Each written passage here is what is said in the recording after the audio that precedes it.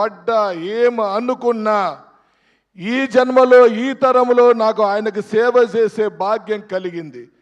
సేవ చేస్తూనే ఉంటా. ఎందుకు చేయాలంటే ఎందుకు సేవ చేయాలి? అసలు అభిమానం అంటే ఏంటి? అభిమానం అంటే పని పాట లేక సినిమాలు చూసే పనికిరాని వ్యక్తులు కాదు. ఏ హీరోకైనా అభిమానులు ఉంటారు.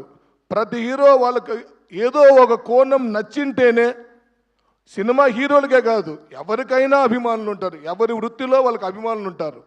ఆ వృత్తిలో అభిమానం అనేది ఎలా పుడుతుందంటే, నిజంగా మన హృదయంలో ఎలా ఉన్నామో అలాంటి వ్యక్తి తటస్థ పడితేనే మనం ఆయన్ని ప్రేమిస్తాం.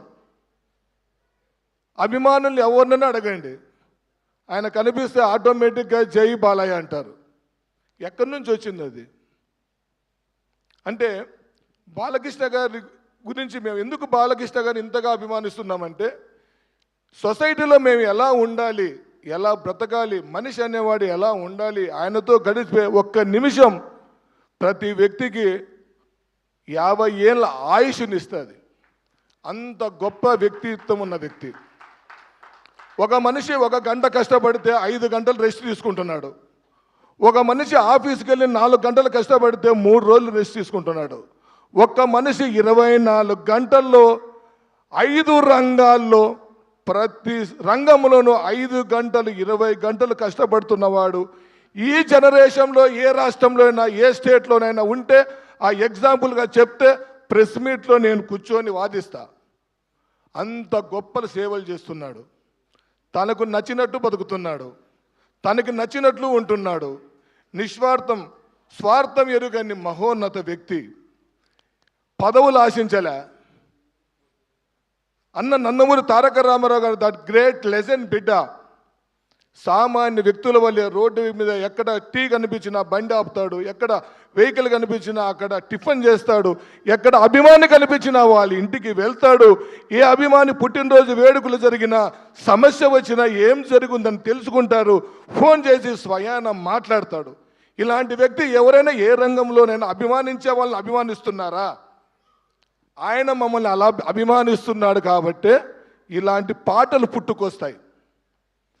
ఆయన మనస్తత్వానికి, ఆయన ఆత్మీయతకు, ఆయనలో ఉన్న ఎన్నో మంచి కోణాలకి ఏం పేరు పెట్టాలని మేము ఆలోచిస్తూ ఉంటే, మాకెప్పుడు బాలయ్య గారిని ఒక సింహంలాగా చూపించిన బోయపాటి గారే గుర్తుకొస్తూ ఉంటారు. నటసింహం అంటే మన బి గోపాల్ గారు సమరసింహం దగ్గర మొదలు పెడితే నట విశ్వరాన్ని, సింహం యొక్క నట విశ్వరాన్ని బ్లాక్ బ్లాస్టర్స్తో ఒక సింహ, ఒక లెజెండ్, ఒక అఖండ, దానిని మించిన మరో అఖండాన్ని ఇచ్చాడు. అంటే మనం ఏం పేరు పెట్టాలి ఇప్పుడు? అంటే మనం ఎలాంటి పేరు పెట్టాలి ఇప్పుడు? అప్పుడేమో అన్న 50 ఇయర్స్ సందర్భంగా ఆయన 50 ఏళ్ళు ఇండస్ట్రీకి సేవలు చేసినందుకు గ్లోబల్ లయన్ అని పెట్టాం ఆయన స్ఫూర్తితో. మరి ఇప్పుడు ఏం పేరు పెట్టాలి? ఆయన వ్యక్తిత్వానికి, ఆయన మనసుకి, ఆయన మంచితనానికి, ఆయన ఈశ్వరుడు లాంటి బోలా మనిషి.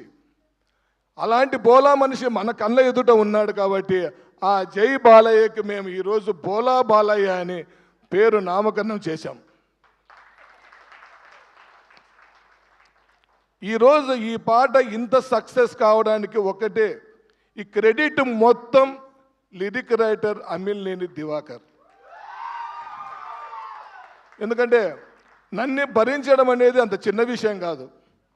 బాలకృష్ణ గారి విషయంలో ఏది చిన్న మిస్టేక్ లేకోకుండా నాకు నచ్చినట్లు ఉంటేనే, నేను చెప్పినట్లు అన్నీ చేసుకుంటూ వస్తూ ఉంటేనే ఆ సాంగ్ ఈరోజు ఇక్కడి వరకు వచ్చింది. లేదంటే ఇలాంటి సాంగ్స్ రోజుకు 100 మంది 100 సార్లు రాస్తారు, మనం చేయలేం. అంటే ఇలాంటి గొప్ప పాట. అంతకంటే ముందు అభిమాని గురించి. ఆ రోజు ఆ శ్రీరాముడికి హనుమంతుడు లాంటివాడు, ఒక రామదాసు లాంటివాడు ఉన్నారు. ఆ రోజు వాళ్ళకు సేవ చేశారు, అండగా దండగా నిలిచారు.